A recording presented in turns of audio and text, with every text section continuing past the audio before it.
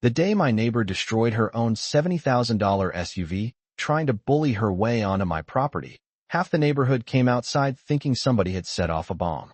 The sound echoed through the entire subdivision. Birds exploded out of the trees. Car alarms started screaming from 3 different driveways. And when I stepped out onto my front porch, coffee still in my hand, I saw the one thing I never expected to see. My gate was standing perfectly still. Her luxury SUV looked like it had lost a fight with a freight train. The crazy part is that wasn't even the beginning of the story. By then, she'd already smashed through 3 of my gates and spent months convincing herself she could do whatever she wanted because nobody in our neighborhood had ever told her no. My name is Daniel Mercer. I'm a structural engineer, 47 years old, and for almost 2 decades I've worked on commercial security projects across the Midwest. Most of my job revolves around understanding force, load distribution, impact resistance, and how people tend to underestimate physics right up until the moment physics introduces itself. I live in a quiet neighborhood outside Columbus, Ohio called Willow Creek Estates. It's not a fancy place. Mostly older homes, mature trees, retired couples, young families, and the occasional person like me who values peace and privacy more than status. My house is one of the oldest in the subdivision, a simple ranch-style place sitting on a corner lot with a long private driveway running along the side yard. Nothing glamorous. No fountain. No iron statues. No imported landscaping. Just a comfortable house that I'd spent years fixing up with my own hands. 4 houses down lived Vanessa Caldwell. Now if you've ever lived near somebody who treats the entire neighborhood like an extension of their personal kingdom, you already know exactly who Vanessa was. She lived in a massive stone-front house that honestly looked like it belonged in a luxury home magazine. Circular driveway, 4-car garage, professional landscaping, outdoor lighting that could probably be seen from space. She drove a pearl-white luxury SUV and hosted social events so often that some weekends it felt like a wedding venue instead of a private residence. At first, we got along fine. We weren't friends, but we waved at each other, exchanged polite greetings. Typical suburban neighbor stuff. Then things started changing after she joined the HOA board. Not became president. Not officially in charge. But one of those people who somehow gains influence simply by being the loudest voice in every room. Over time, Vanessa developed this habit of speaking about neighborhood rules as though she personally wrote them. She'd tell people what color flowers looked appropriate. She'd complain about trash cans being visible from the street. She once lectured a retired veteran for 15 minutes because his mailbox wasn't symmetrical enough for her liking. Most people just avoided her. Honestly, that's what I did too. Life's easier when you don't wrestle with every difficult personality you encounter. Then came April of last year. It was a Saturday afternoon. Beautiful weather. I was in my garage working on a woodworking project when I heard an engine revving outside. Then came an impact so loud it rattled the windows. I dropped my tools and ran outside expecting some kind of accident. What I found left me standing there speechless. My cedar driveway gate was laying in pieces across the pavement. Splintered wood, bent hinges, broken posts. And sitting calmly in the middle of my driveway was Vanessa's SUV.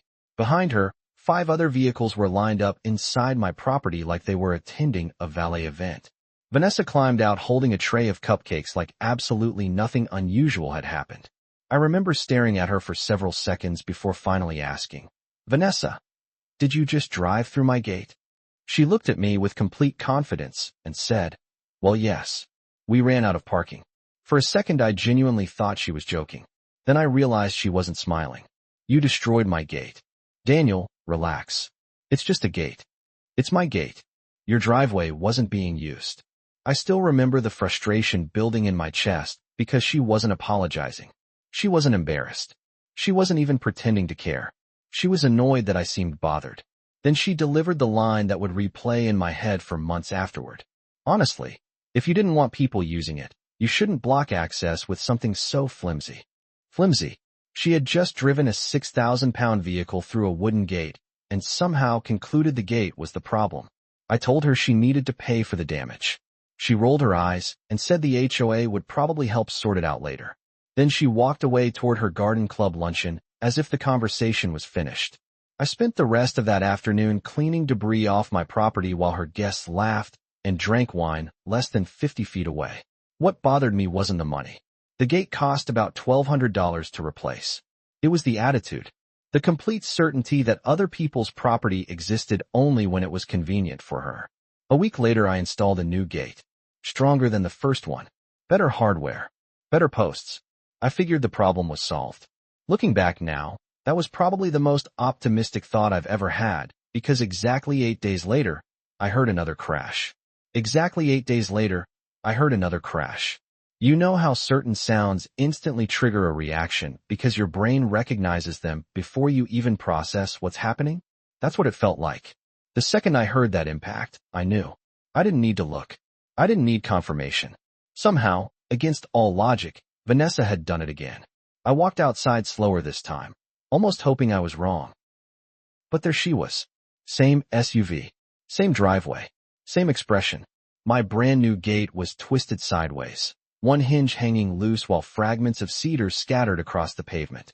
Behind her, guests were already pulling into my driveway as if this had become an established neighborhood service. I just stood there staring. Vanessa climbed out of her vehicle, saw me standing near the remains of my gate, and actually sighed like I was the inconvenience.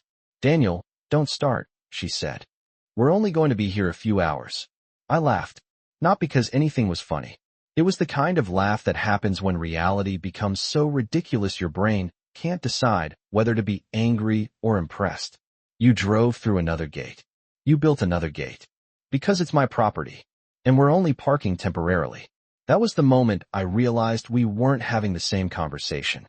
In my mind, this was about boundaries, respect, and private property. In her mind, this was about convenience. Her convenience. Everything else was secondary. I documented the damage, filed another insurance report, and contacted the HOA. The response I received was exactly what you'd expect from people trying desperately to avoid conflict. They suggested mediation. They encouraged neighborly communication. They proposed discussions. Nobody wanted to directly confront the woman who hosted charity events, social gatherings, and half the community functions throughout the year. A few neighbors privately admitted Vanessa was out of control, but nobody wanted to be the person publicly challenging her. Looking back, I understand why. People want peace. They don't want drama. The problem is that sometimes avoiding conflict teaches the wrong people that there are no consequences. 2 weeks later, I replaced the gate again. By this point, several neighbors were already joking about whether I should start buying gates in bulk. One of them, a retired contractor named Frank, walked over while I was installing the third one. "You know she's going to hit this one too, right?" he asked. I remember tightening a bolt and saying, "No sane person would do that a third time." Frank laughed so hard he nearly dropped his coffee. "Danny, that's the funniest thing you've said all year." 3 Saturdays later, during what I later learned was a book club gathering, I heard the sound again. Not similar. The exact same sound. That was the moment something changed inside me. Not rage. Not revenge. Just clarity. I walked outside, looked at the destroyed gate, looked at Vanessa's SUV parked comfortably inside my driveway once again, and realized I was dealing with someone who genuinely believed rules only applied to other people. When I confronted her, she wasn't even defensive anymore. She'd moved beyond that stage. She was comfortable, confident, certain she'd never face consequences. "Maybe if you built stronger gates, they wouldn't break," she said. Then she shrugged and walked away. That sentence followed me for days. Maybe if you built stronger gates. Most people would have heard an insult. I heard a design challenge. Now, I should probably explain something. Engineers can be stubborn. We spend our careers solving problems. When something fails repeatedly, we don't usually sit around complaining about it. We analyze why it failed and redesign it. That's exactly what I started doing. Every evening after work, I sat in my garage sketching ideas. Not traps. Not anything illegal. Just a gate that would perform exactly as a gate is supposed to perform. A gate that stayed where it was installed. A gate that didn't care how entitled the driver happened to be. The more I worked through the calculations, the more fascinated I became. Vanessa assumed every gate was weak because every gate she'd encountered so far had been weak enough to yield under several thousand pounds of moving vehicle. The flaw wasn't in the concept. The flaw was in the construction. By the end of the month, I had completed a design that honestly would have looked more appropriate protecting a commercial facility than a suburban driveway. Steel tubing, reinforced framework, industrial-grade hinges, deep-set concrete foundations, Structural support columns designed to absorb and distribute impact forces rather than simply resisting them. The entire assembly weighed nearly 500 pounds. Installation wasn't cheap. By the time materials, fabrication, concrete work, and labor were finished, I had invested almost $9,000. Several neighbors thought I was crazy. Frank walked over during installation, looked at the support posts disappearing deep into the ground, and whistled. "Planning for a zombie apocalypse?" he asked. "Something like that," I replied. What I didn't tell him was that I wasn't building it for security anymore. I was building it for certainty. I wanted a solution that removed all ambiguity from the situation. If someone respected the gate, everything would be fine. If someone chose to hit it with a vehicle, physics would handle the conversation from there. Once construction was complete, I added multiple security cameras. Front angle, side angle, driveway angle, cloud backup, redundant storage. Every square foot of the entrance was visible. Not because I expected trouble. At least that's what I told myself. Deep down, I knew exactly what I expected. The strange thing was that weeks passed without incident. No crashes. No surprise visitors. No damaged property. Part of me wondered whether word had gotten around. Maybe Vanessa had finally realized she'd gone too far. Maybe the new gate looked intimidating enough to discourage her. Maybe, for the first time, common sense had entered the equation. Then came the charity luncheon. It was a sunny Saturday afternoon. I remember because I was sitting on my back patio reading when my phone buzzed with a motion notification from one of the cameras. I glanced down absent-mindedly and saw a familiar white SUV entering the neighborhood. Even before the camera switched angles, I knew who it was. Vanessa. I opened the live feed. She turned down the street. Her vehicle approached my driveway. The gate was closed. She slowed slightly. For one brief moment, I thought she might finally stop. Maybe she'd learned something.